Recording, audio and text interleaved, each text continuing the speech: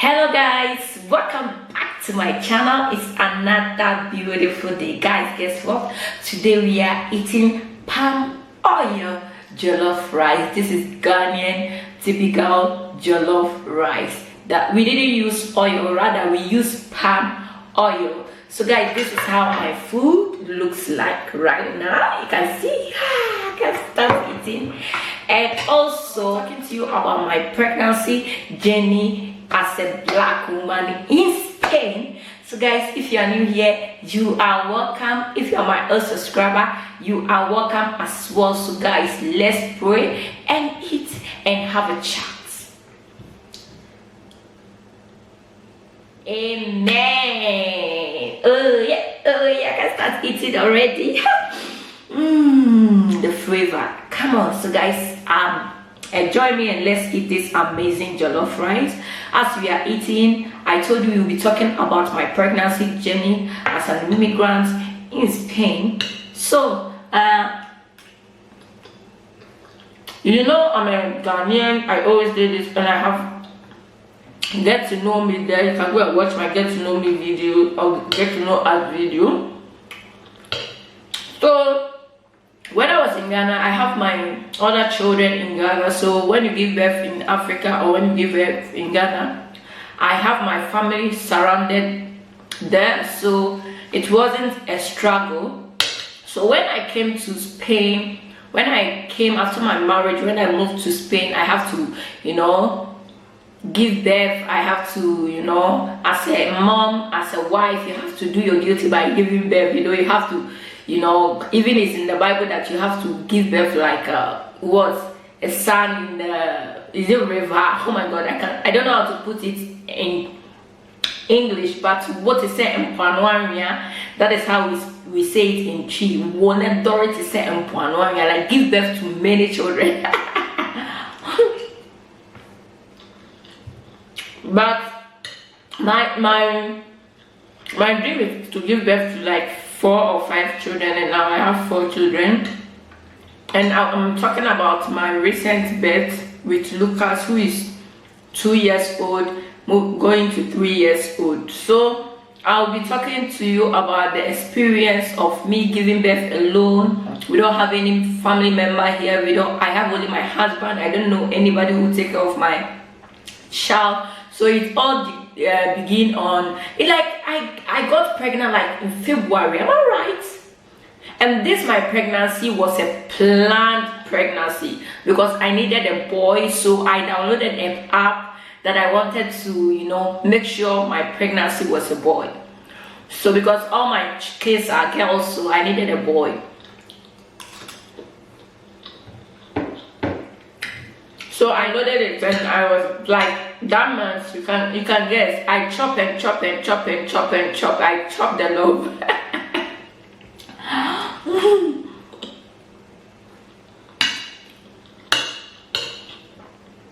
That month I really chopped the love. I feel like I'm chopping it because I needed a son.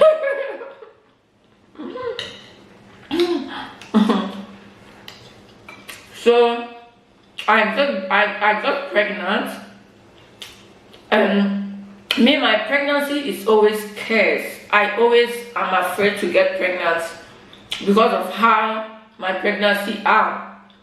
I'll be sick from 1 to like 5 months, sometimes 6 months. I'll be sick. I can't go anywhere. I'll be spitting around. I'll be coughing. I'll be vomiting. So I was scared. I'm coming to give birth in Europe, so I don't have any family member. So when I got pregnant, at the beginning I was alright, but from 2 months going I became, you know, I was vomiting everywhere, poor everywhere, everywhere, poor everywhere. My husband was like, no, my husband hasn't seen any pregnancy yet before because I was always getting pregnant in Ghana and giving birth. So he didn't see me got pregnant. So my husband was scared, you know, he didn't know what to do. Sometimes he don't even know how to take care of me because he hasn't experienced. So sometimes I'll be angry. You know, pregnancy is like that. Sometimes you'll be angry with your partner with no reason. I'll be angry, I'll be shouting, you get me pregnant, you don't do this to me, you don't do this for me, you know, that kind of thing. So my husband was like, baby, take time, you're pregnant, what are you doing, you know? So we started, and one thing is that when you are pregnant in Ghana or in Africa, you'll be taking medicine. You will take medicine till you give birth. Seriously. But when I came to Europe, it wasn't like that. No medicine for you. They didn't give me medicine. But when you say you have headache, you are having pain, they'll give you this to drink, paracetamol, no medicine at all. And sometimes when I'm walking, every 5 minutes I have to sit down, every 3 seconds. Like, I can't breathe, I can't, some people will be asking my husband, what is wrong with your wife? Like, nothing, she's pregnant, that's why. Like, so struggle. It was so struggle. And the day that when I get pregnant too, my skin changed. You won't even notice me. Like, I don't even put on cream because I don't have time. I smell this cream smells different. Like, when I hear the smell, I feel like vomiting. My skin will be itching me, so I didn't even put cream. So I gave birth. And the day that I gave birth, it was like it was like 5 a.m. Yeah, 5 a.m. and I saw my construction at 5 minutes apart. So I was like, this is because I've given birth before, so I knew how it would. I was like, okay, I think Lucas is coming. So we stood there. I was like, don't let it go right now, because if you go, they will tell you to come back. Or they will tell you, like, they'll be inserting their hands on you, so I don't want to go right now. So I wait like 8 a.m. in the morning. My husband called his father here, his Spanish father, and he came and took us. That time my husband didn't have a car. He came and took us. So one thing that I was scared is that who will bath my son for me? And one thing that I got the advantage, I had the advantage was like, because when I gave birth in Africa, when my mom is bathing the kids, I'm always there watching, and it was easy for me. So one thing is that when we go to the hospital, when they checked me, I was 3 centimeters dilated, and they was like, okay, go and sleep. They gave me birth. They was like, will you take epidural? Because I haven't taken epidural before. So I was like, okay. I took epidural, but still the pain was there. So although it reduced, but still, sis, I felt the pain. And that time it was sad. My husband was having problem with his hand like this, so they did an operation. Like, it was fresh, and my husband was struggling. Guys, it wasn't easy, and so they called him when I was in hospital waiting to put to bed. They called my husband that he should come and dress the hand. So he left, and when he came back, I was in the labor room. Instead of this man to enter the labor room, he was afraid, so he didn't enter the labor room. So I was there alone shouting. It was like I heard after I gave birth and came, I was like, you didn't come and he said, I can't. I saw it. I heard you shouting. I'm scared to come and see you giving birth. So he didn't come. So after we gave birth, we're at the hospital. Here, when you give birth, you have to stay for like 3 days and check if there is nothing with your child or anything.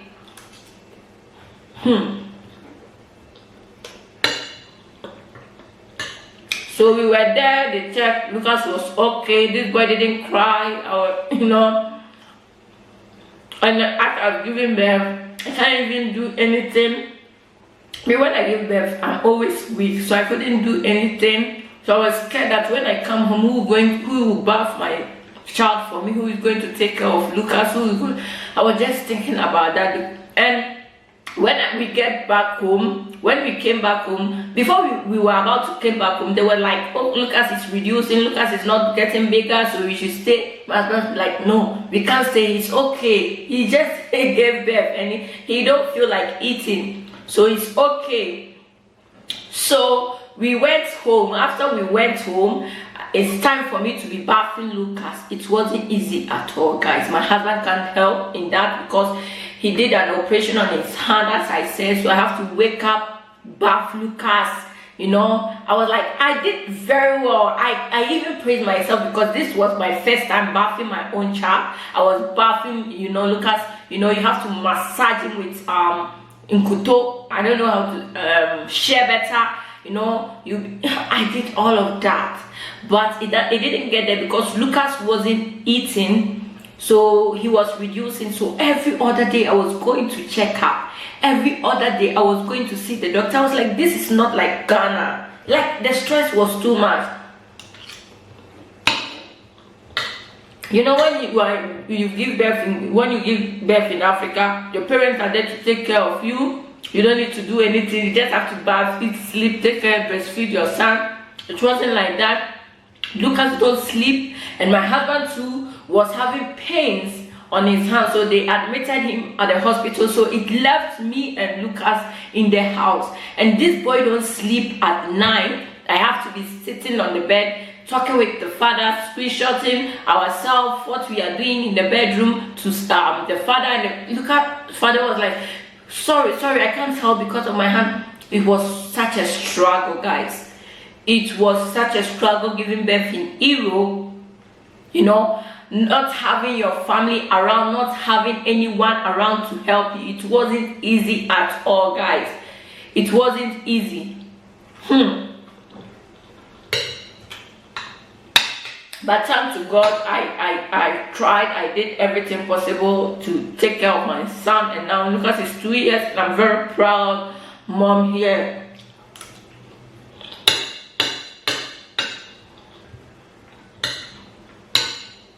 And one thing I love about Spain is that when you are going to deliver, you don't have to take anything along.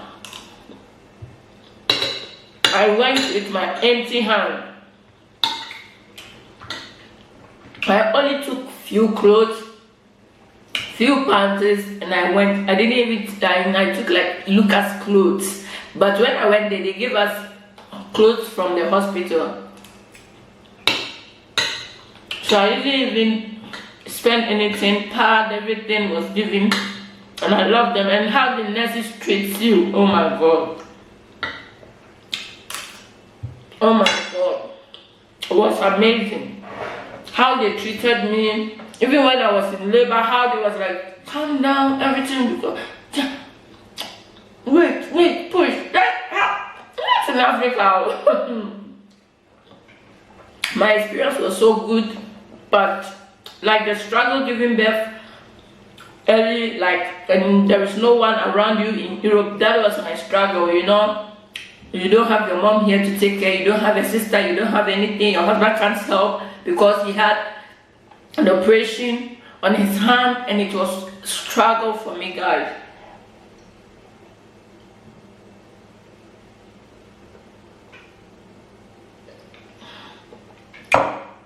It was a struggle.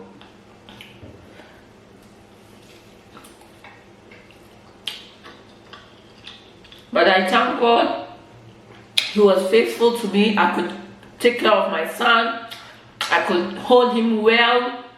I didn't do anything bad that will hurt my son. I thank God for that.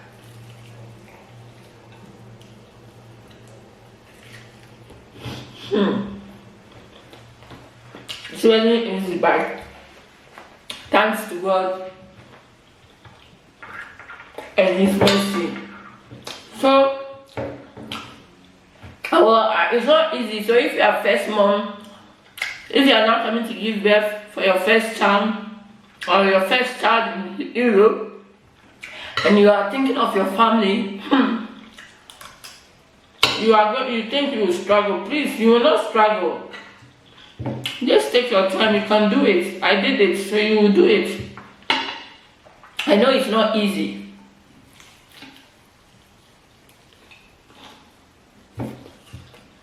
Maybe you, at that time, your husband will be strong, he can help. I couldn't help myself so much because every day we were going for appointments. Because I was losing weight. He wasn't eating. He wasn't drinking. So I was walking every other day to hospital. Every other day. Like, so he was like 4 weeks or so. But in Africa, you know, it's different situation altogether.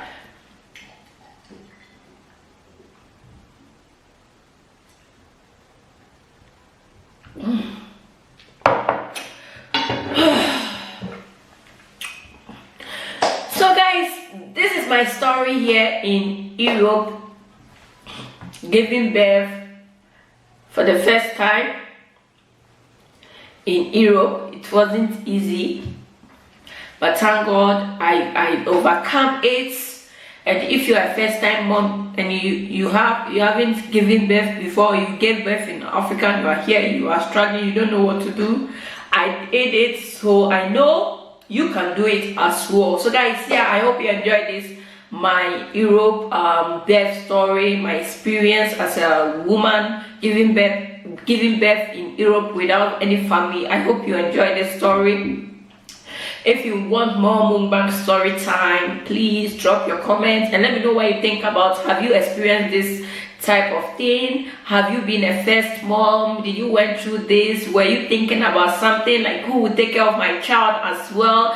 Please drop your comments and let me know what you think. So I'm gonna end this video. I really enjoyed my jollof rice, palm oil jollof rice. So if you enjoyed this video with me, please make sure to subscribe, like, share, and be part of this family for more videos, mukbang and mukbang story as well. See you on my next upload. Bye.